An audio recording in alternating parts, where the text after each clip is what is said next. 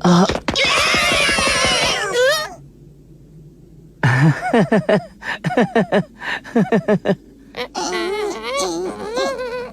mukhang antindi ng pagbagsak ko ah. Siguro naman hindi to ang langit, tama ba?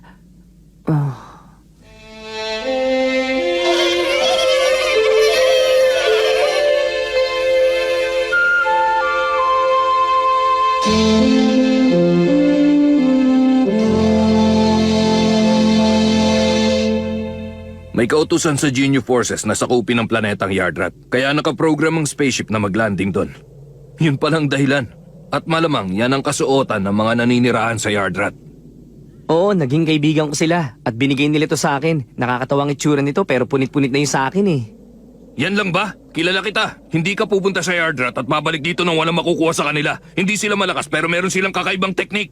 Natutunan mo ba ngayon, tama ba?